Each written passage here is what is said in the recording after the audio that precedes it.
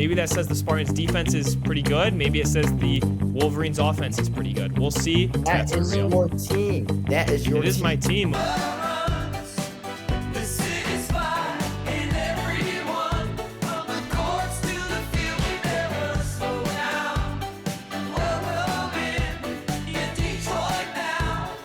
Welcome back to Your Detroit Now. We got a great show ahead of us, talking end of the Lions regular season, Pistons, Red Wings, a lot going on in the world of college football. Musa, are you ready for the show? I'm ready, bro. I've always been ready. Before we get into it, Musa, what do you think of the new set? It's pretty nice, right? It's pretty nice. Can't wait to come over so we can film it there. I know. Why weren't you able to, bro? What happened? Bro, do you see our schedules? I know. They can never align, but special thanks for producer Chris. He was able to get this done. Special thanks to producer Chris. All right, Musa, let's start off. The big issue, Lions season is over. Unfortunately, a little bit of an up season, a lot of a down season. Let's get your thoughts before we talk about the stats. All right. I feel like we could have won. We could have more. 100%. This game was not close until late in the game, late in the fourth quarter. This was a game that the Lions had total domination. The first half, Caleb Williams barely had anything going on, and it was kind of embarrassing that we were only able to score 19 points in this game. It's kind of embarrassing, but we had a positive record, and that's a good way to end the season. That's a great way to look at it. Musa, why don't you tell us about some of the team stats? Gladly. Jared Goff for 27 for 42, 331 yards, 1 touchdown, and 1 pick. Caleb Williams, 20 for 33, 212 yards, 2 touchdowns, and 1 pick. Jahmyr Gibbs, 19 carries, 80 yards. DeAndre Swift, 10 carries for 40 yards. Amara St. Brown, 11 receptions, 139 yards. And Colson Loveland, 10 receptions for 91 yards and 1 touchdown. Aiden Hutchinson had 1 sack, and Andrew Billings had 1 sack. And Jack Campbell, 11 tackles for 4 solo. And Kevin Byard, 8 tackles for 2 solo. Emilio, why don't you head us down to the team stats? 100%. Total yards, Lions had 433 versus the Bears 270. Turnovers, both teams had 1. First downs, 26-16. Lions had a ton of first downs this game. It was shocking that the Bears were able to get 16 first downs, considering how the first half went. Penalties, Lions were 6 for 35 versus the Bears 4 for 25. Third down, 6 for 13 versus 4 and 11. Downs, Lions never had a chance. Bears were 1 for 2, 50%. Red zone, horrible. Did you look at this stat, Musa? 1 for 4 in the red zone. Lions had to finish in this game. They just couldn't. Bears 1 for 1 in the red zone. Time of possession, this one shows how dominant that first half was. 35-45 for the Lions, 24-15 for the Bears. Yeah, I've seen that red zone. That's very, very, very bad. Is that story of the season? Yeah, that's story of the season. So let's talk about this win probability. There was a point late in the fourth quarter where it actually flipped to the Bears' favor, 60%. That was in the fourth quarter with less than 3 minutes left. So pretty shocking that was able to happen. Yeah, it's pretty shocking. So Musa, let's talk about how the Lions finished and some of the things that we'd like to see next year as this season is officially over for us. It's so sad when I see over, especially when the Lions season is over. I know. Let's talk about the teams that did make it. Bears ended up winning the division. Seahawks first place, Bears second place, who will play the Packers, who ended up locking up that 7th seed. Eagles in 3rd, Panthers in 4th, Rams in 5th, 49ers in 6th. It's just so weird to hear the Bears, the Seahawks, the number 1 seed. That's just so weird to hear. This season. I know that hasn't happened since the Legion of Boom. Not since I was a kid. Legion of Boom. Yeah. And this year we had the Lions Legion of Whom. So Doom. Lions officially Legion of Doom. Lions officially end the season in the 9th seed in the NFC, but they are guaranteed the 17th pick in the NFL draft. Musa, at that spot, what are we looking for? I mean, who's left? Are we looking at a lineman? Are we looking at a D lineman, a skill position, a backup quarterback? Probably not that one. But what are we looking for?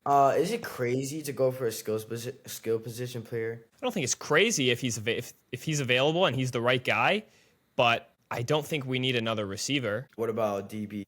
That could be potentially a pretty solid option. I would really like to trade that pick to the Las Vegas Raiders, who need as much help as they can get. I'd give that first-round pick, and I'd probably give next year's first-round pick to get one guy on the Raiders. Do you know what I'm talking about, Musa? Max Crosby. 100%. I'd trade 2 first-round picks, no question about it. I think he'd come here. I think he'd be pretty happy. Eastern Michigan player. Eastern Michigan coming back to Detroit. That'd be a really good game. That'd be a really good duo, Aiden Hutchinson and Max Crosby. But what are we going to do with Al-Qadir Muhammad? He had a spectacular season. Spectacular season, but if his contract's not up, let's keep him on the same contract and let's have all 3 of those guys on the D-line. I agree. So some stats that I wanted to point out before we do our moment of silence for the Lions. When it came to the whole league, Lions scored the 4th most points at 481. 5th most in yards, 63-44. They averaged the 3rd most yards per play in 6. In rushing yards per play, they were 7th in the league with 4.6. Passing yards, they were 3rd at 45-67. Those were some of the highlights I wanted to talk about. Some of the lowlights. Rushing first downs, 105. That put us at 23 worst in the league. Penalty on first downs. Do you know how many penalties on first downs we had, Musa? What was it? 17. That makes us the 31st worst in the league. So that's pretty embarrassing, that stat. But I think the good outweighs the bad. Lions finished with a positive season. It was by no means the season me and Musa were projecting. I've said 12-5. You said 15-2. So that's where the Lions finished. 9-8, Steelers territory. Forever middle. Mike Tomlin, his 20th winning season in a row. I believe so. They were calling for his job a little bit ago. So let's take a minute for the Lions, and their season's over. Dan Campbell gave himself an F-. So F-, I saw that. I know producer Chris is screaming ahead, but I just got to say these team leaders through the season. Please. Passing yards, Jared Goff, 4,564 yards, 34 touchdowns, QBR 58.6. Rushing yards, Jahmyr Gibbs, 1,223, 243 carries, and 13 rushing touchdowns. Amon-Ra St. Brown, 1,401 receiving yards, 117 receptions, and 11 touchdowns. Jack Campbell, 176 tackles with 5 sacks. Aiden Hutchinson, 14.5 sacks with 54 tackles, and Kirby Joseph was our interceptions leader with 4 pass deflections and 18 tackles. Yeah. Actually, when you look at these stats, they look pretty good, don't they? They do look pretty good, besides the interceptions one. Well, Kirby Joseph missed most of the season. Yeah, that's true. That'll do it for the Lions. Stay tuned. That does not mean that we're done talking about the Lions on the show. That just means we're done talking about the week-to-week updates that the Lions will have. It's a little bit bittersweet. Glad it's over, honestly, because it was tough to watch. It's tough to watch. We'll talk about their offseason. We'll talk about their drafts. And we won't talk about the preseason, but we'll see you in September. See the Lions back in September. Stay tuned, though. Like we said, we're not done talking about it, just like how we've been talking about UofM and MSU. The Lions world is 165 days a year. Mm-hmm. All right, Musa, let's head over to the Pistons. Pistons played the Knicks last night. I was actually at the game. You were? I was at the game. That was the game to go to. We saw Jalen Rose. Jahmyr Gibbs was there. J-Mo was there. Penei Sewell. It was a pretty good game to go to. Were you front row? No, Musa. They had way better tickets than me. But I was at the game, and it was a lot of fun. Or could you only afford the back seats? Yeah, right? The nosebleeds? Mm-hmm. That's okay. Whatever. Hey, Musa, whatever we got to do to get to the game, right? Yeah. Let's talk about that game. Musa against the New York Knicks, who were second in the East. So this was the 1 versus the 2 in LCA. Musa, let's talk about the game. Gladly. Kay Cunningham, 29 points, 11 for 17 on field goal, and 4 for 5 on free throw. Rebounds, Isaiah Stewart with 9, 3 defensive, 3 offensive, and Kay Cunningham with 13 assists with 29 minutes. Emilio, I'm calling my player of the week. The potential MVP, or maybe his MVP candidates might be thrown away, but could have a chance. My potential MVP candidate, my player of the week, is Kay Cunningham. Great pick. Missed the whole 4th quarter because we were up so big. This guy put up 29 points in 3 quarters of basketball. He's special. Glad to have him. Cade Cunningham. Team stats. 100%. Let's talk about field goal percentage. We were 55%. 3-point, 52%. Free throws, 69%. That's kind of embarrassing. We got to bump that up to at least 80. Turnovers, 16. Rebounds, 44. I love when I see high rebounding games. It just shows dominance in the paint. Percent led, 99% of the time the Pistons were in the lead, and the largest lead the Pistons got were 33. Looking at these team stats, the one that stands out to me the most was the largest lead the Knicks had was 1 point. That is very impressive. And that was actually the start of the game. Right, so they scored the first bucket, and then we led the rest of the game. I'm so excited to see what the Pistons have in store for us. They're actually catching up to OKC. So OKC They are catching up. Okay. So we actually have a chance to be number one in the entire NBA. 3 games back. Our record is 27-9. Their record is 30-7. Musa, if we don't lose a single game, we could break that record that they were on track for. Best season of all time. But we can't lose another game. We can't lose another game. I don't think it's going to happen. It's potential. Crazier things have happened. That's true. Celtics, 3.5 games behind us. So Pistons have a little bit of a lead, not a comfortable lead, but a little bit of a lead. And next game, they'll play the Bulls tomorrow at 7 p.m. Playing the Bulls at LCA again. Musa, we have 5 home games in a row. Bulls, Clippers, Suns, Pacers, Celtics. That's big home field advantage, and we have a 77.6% chance of winning. That's correct. So the next time the Pistons go on the road is January 20th. January 20th. Musa, let's talk about that Bulls game coming up tomorrow, 7 o'clock p.m. The Pistons have a 77.6% chance of winning the game. And let's not forget, our first game of the season, we lost against the Bulls. I know, so we could kind of come back, a little bit of a turnaround. Yeah, we could. Mathematically, the 77.6, that's almost winning. That's almost. Is that a lock, Musa? Are you taking the Pistons? Yeah, I'm actually going to take the Pistons. You're going to take the Pistons. Let's head it over to NHL hockey. Musa, with all that being said on the Pistons, any final thoughts before we head over to NHL hockey? Be number one. Be number one. I like that. All right, Musa, Red Wings. Red Wings just had a big win, 5-3 last night against the Senators. That is coming off their 4-1 loss against the Penguins. Let's talk about the Senators, and then I got a few things I want to say about the game against the Penguins. We're heading over to the Red Wings' most recent win against the Ottawa Senators. Let's talk about some of the stars of the game. John Gibson was one of the stars, was 34 saves with a .919 save rate percentage. And our other star of the game is James Van Riemsky with 1 goal and with 2 assists. Miller, why don't you head us over to team stats? 100%. Team stats. Red Wings scored 5 goals in 21 shots. Impressive that we were able to score that much with that few shots compared to Ottawa's 37 shots. Hits, Red Wings had 13, Ottawa 20. And penalty minutes, we had 12 and they had 10. Let's look at face-off percentage. The Ottawa Senators, 58.7 versus our 41.3. The craziest thing when you look at these stats, Musa, won all 4 major stats. Yeah, that's crazy. Crazy we were able to pull it off like that. And honestly, very exciting that the Red Wings were able to have this big of a turnaround when only a few days ago, with what happened against the Penguins, that we're going to go into more depth on. Pretty awesome to see this team fights. They come back, and they are just a lot of fun to watch. Yeah, I 100% agree. Still, Red Wings stand first in the Eastern Conference Atlantic Division. The Red Wings are sitting at a 54-point lead. Right behind them, Tampa Bay Lightning, 53-point lead. 1 point lead, less than a game. There is little comfort. So the Red Wings got to keep the pedal to the metal, and they just got to keep going, man. The funny thing is, after the 3rd place team in the Eastern Atlantic Division, there's a pretty big drop, a drop of about 5 points. It goes from 52 to 47. So when you talk about playoffs, are we safe? It looks like it, but it's by no means locked in yet. Yeah, I agree. The playoffs are kind of going to get hard for the Red Wings, but we have a chance. There's always a chance, Musa. Let's talk about the Penguins game that I wanted to bring up.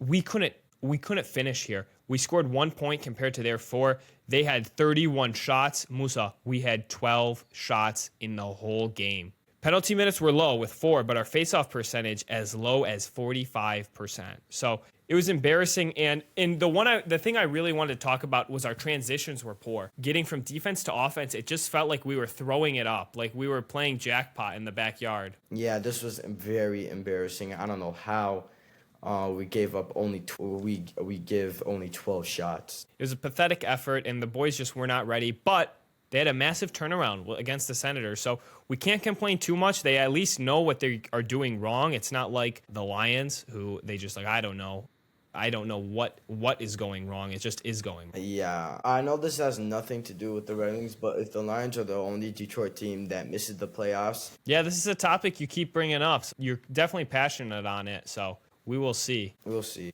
Let's head over to college hoops. Number 2 in the country, UofM. Musa, tell us about the Wolverines. Gladly. Most recent win against the USC Trojans, 96-66. This was dominant, Emilio. A top 25. Anytime you win by more than 30, it is a great game. And a top 25 team. 100%. Let's talk about some of the game leaders. Morris Johnson, 29 points, 10 for 12 on field goal, and 8 for 10 on free throw. Morris Johnson Jr. with 6 rebounds, 5 defensive, 1 offensive. Assists, Elliot Kadu with 7 and 29 minutes. I was about to say Miller head us over to team stats, but this is my team and not yours. That's true. Why don't you do it? Team stats, Wolverines were 31 on 65, so that's a 48% on the field goal. Wolverines were, we got to clean this up, 6 for 30, that's a 20% on the 3-point. We got to clean that up. Free throw, 28 for 39, that's 72% on the free throw. 11 turnovers, 40 rebounds, 99% led, and largest lead was 30. I mean, I'm looking at these team stats. I knew we were good, but against top 25 teams, 3 top 25 teams we destroyed. I'm like, wow. Michigan Wolverines national championship this year, Musa? We shall see. And if not, our second goal is to beat y'all. That's it? That's it? What about Ohio State? Oh, Ohio State's not good at basketball. That's true. Michigan's next ranked game is the game before the Wolverines play the Spartans. It is number 10 Nebraska. Don't get me started about it just yet. I'm still recovering from that brutal loss. But Musa, final thoughts about Yaxel Lendenberg and the boys before we head over to MSU basketball. No, be number 1. I don't know how Arizona's number 1. We're a better team. Arizona's number 1. You haven't played them yet, so you'll see them in the tournament. Maybe not. Yaxel Lendenberg not at all on the game leaders. Let's talk about MSU's brutal loss to Nebraska. They did, however, just beat USC as well. So let's start with Nebraska, then we'll head over to USC. Nebraska Cornhuskers, number 13 rank at the time. Spartans were sitting at number 9. Nebraska had the biggest game in the last probably 10 years the other day against the Spartans. This is a devastating game that we can't finish these big games. We lost to Duke early on, who was number 4. That loss dropped us back to 9th seed. Now we lost to Nebraska, who was the 13th seed. If I am a person who determines where the Spartans and all college basketball teams go, I don't know what I think of the Spartans. They win the easy games in great fashion, but we don't win these tough games. So the season's very early. We're going to see. We're about to head into our big stretch against Big Ten opponents. These are a lot more respectable opponents than who we've been playing. So let me talk about Nebraska, and then I will talk about USC. The game leaders, Jackson Kohler, 19 points. Carson Cooper with 13 rebounds, and Jeremy Fears Jr. with 7 assists. Let's talk about the team stats. 34% field goal, garbage. 36% three-point, garbage. 80% free throw, good actually. 51 turnovers. I'm going to say that again, Musa. 34% field goal, 36% three-point, 21 turnovers. Did you just embarrass your own team? 21 turnovers, Musa. I didn't embarrass anybody. They embarrassed themselves. 45 rebounds. That is the theme of the season. These guys are dominant in the paint.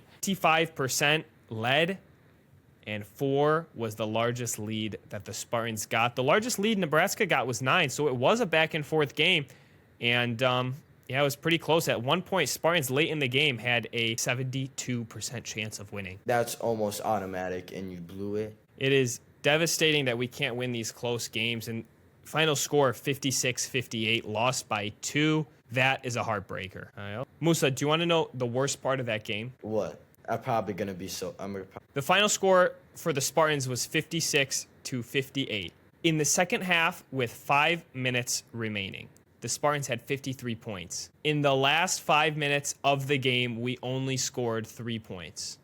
I know. No, honestly, you should laugh. This is like historically bad performance in the last 5 minutes. To only score 3 points, gotta clean that up. How are you a top 10 team? Not anymore. Currently, the Spartans are ranked number 12, who just played unranked USC that lost to UofM, took them out of the top 25. Unranked UFC final score 51-80. Couldn't beat them in quite the fashion that the Wolverines did, but we held them to less points. USC only scored 51 against the Spartans. So maybe that says the Spartans defense is pretty good. Maybe it says the Wolverines offense is pretty good. We'll see in the head-to-head matchup. Cohen Carr, 18 points. Jackson Coher, 8 rebounds. 7 assists goes to Jeremy Fears Jr. And while we're on the topic of game leaders in MSU, I'm going to pick my player of the week, Jackson Coher. 8 rebounds in his last game against USC, and he was the points leader with 19 in the game against Nebraska. This guy is great. Definitely the best player on the Spartans in the last week. Good pick. Did you say good pick to a Spartan? Okay, you just embarrassed your own team when you said those horrible stats. I didn't embarrass anybody, Musa. I didn't make up the stats. The That stats are is real. your team. That is your team. It is my team, Musa. It is my team, but I didn't make up the stats. Field goal percentage for USC game, 50%. Not so good. 3-pointers, 32%. Garbage. Free throw, 72%. Turnovers, 12. Much better. Rebounds, 39. This might be our lowest rebound game of the year. I believe it is. Percent led, 86. About what I was expecting. And the largest lead we got was 29 points. Musa, what was the largest lead you guys had? I believe it was 30. Yeah, what you finished the game with would make sense. So right there, 1 point off. So this June 30th game, I am looking forward to. Musa, remind everyone at home of the bet we have going on. So apparently, if the Wolverines beat... Apparently. It will happen, sorry. If the Wolverines will beat the Michigan State Spartans, then Emilio will have to wear another UofM. And Musa, what happens when the Spartans beat the Wolverines? I'll wear a Go Green shirt. And if they split the series, they play each other twice. They play at the last game of the season, right before March Madness, and they play July 30th. What happens when they split? I believe we both wear our rivals. Correct. So that is where things stand when it comes to college hoops. Musa, the world of college football, Wolverines probably had the worst game of the season. Is that true? Is that fair to say? Second worst. What was worse? I think this was worse than Oklahoma. Who said it was Oklahoma? Ooh, who said it was Oklahoma? That's Oklahoma was third. okay. What was the second worst? This, What was the first worst? the game. Was it? Was it? Why don't you remind everyone? I don't have to. All right, let's talk about this, though. Against Texas, Musa, how did the Wolverines do? Like you guys against Nebraska. Okay, okay. Yeah, we played like you guys in Nebraska. Final score of the game was 41-27. The Texas Longhorns got the win. Congratulations, Texas against the Cheez-It Bowl. Bryce Young did not look good. He did not throw good. He did not look good. He threw interceptions right to the defenders. He didn't even try. Almost a 50% passing completion rate, 23 for 42. He did have 200 passing yards, though. So that is pretty impressive. The game percentage flipped back and forth until the end. Texas kind of was so dominant in that fourth quarter, weren't they? Yeah, but do you want to say my team stats? Do you want to see my team? No, go ahead. Go ahead. I was just pointing out my favorites. Okay, I see how this is. What are you guys recording in college football? What was your guys' record? What did your head coach do? What did your head coach do? He got fired. Jonathan Smith was fired. Yeah. Yeah. Go ahead, Musa. Why don't you talk about these team stats? I was actually referring to your other coach, but you know what he did. Okay, Musa. Let's talk about these team stats. All right. Bryce Underwood, 23 for 42, 199 yards, 2 touchdowns, and 3 picks. Horrible. Arch Manning, 21 for 44, 221 yards, and 2 touchdowns. I feel like the reason we lost this game because we never had a starting running back. Jordan Marshall didn't play. Justice Haynes didn't play. We referred to our running back number 3, and he went 20 carries for 82 yards, which is not bad, but I would still like our starting running backs, Jordan Marshall and Justin Hans to play. God, this is the most embarrassing stat of the entire game, Emil. Go ahead, Musa. Emil, you would think rushing yards would go to running backs. Has to. It has to. But no, what do you think if it wasn't that, what would you think the second position would have the most rushing yards? If it's not your running back, it's got to be your receiver, right? Nope. What do you think the third most would be? Potentially your fullback. Maybe he had an outstanding game. Potentially, but nope. What do you think the fourth is? Is it? It can't be your quarterback, is it? Arch Manning, 9 carries, 155 yards with 2 touchdowns. You had him looking like Lamar Jackson. Well, he's got speed. He's not like his uncles. He doesn't have those Manning legs to just stay in the pocket. This is pretty shocking, Musa. Why don't you go to receiving yards? Was it Arch Manning too? Not even McCulley, 4 receptions for 54 yards, and Ryan Wingo, 4 receptions for 64. We had no sacks. Colin Simmons had 1. TJ Metcalf had 7 tackles for 5 solo. And Ty Anthony Smith with 9 tackles for a solo. When we get over the team stats, it doesn't look that embarrassing. 73 total yards, that's good. For the Wolverines, that's good. That is all right. But when we look at how they did defensively in 56 total yards. The Wolverines had 3 turnovers, all caused by Bryce Underwood. And Texas only had 1 turnover. First downs, the Wolverines had 19. The Longhorns had 24. The Wolverines had 9 penalties for 95 yards, and the Longhorns had 12 penalties for 103. They kept giving us those yards. Emilio, do I have to say this stat? I think so. I think you do. And what do you think producer Chris would do if I don't? I don't know. He might not pay you this week. The Wolverines went 4 for 18. Yes. They went what? 4 for 18. Do I have One more time. One more time for the people in the back, Musa. There's no people. They can. One more time for the people in the back. One more time. Just one more time for the people in the back. 4 for 18 on third Wow. down. The Longhorns had 3 for 11. Fourth downs. This is pretty impressive. 5 for 6. You can't. That is actually good. That's really impressive. And Longhorns went 2 for 2. Time of possession, 33 minutes and 8 seconds. And the Longhorns had 26 minutes and 52 seconds. Pretty interesting game for the Wolverines that they weren't able to finish strong. Big Bofi was not able to get it done, but Kyle Whittingham hopefully will, so we can have a good rivalry going. So it will be interesting to see who will prevail next season. Will it be Kyle Whittingham or Pat Fitzgerald? Because both coaches were available for the Spartans and both coaches were not available for the Wolverines. So we will see who got the better end of the deal. In the middle, I have some news. Bryce Underwood declared where he wants to go for college in his sophomore Where's season. that? Bryce Underwood will stay at the University of Michigan. That's a great thing. Congrats to Bryce Underwood. So that would be awesome if he stays, and it's clear he is. Bryce Underwood declared his sophomore season, and he will stay in Ann Arbor. That is awesome. Let's talk about the Spartans real quick. Musa, we lost Dick Marsh to Indiana in the transfer portal, and it's clear Aiden Childs is on his way out the door. This transfer portal is hurting the Spartans more than it's helping them in the last few years, so hopefully the Spartans can make something happen. We lost our best receiver, and we lost our backup quarterback, which I don't think that's that big of a deal.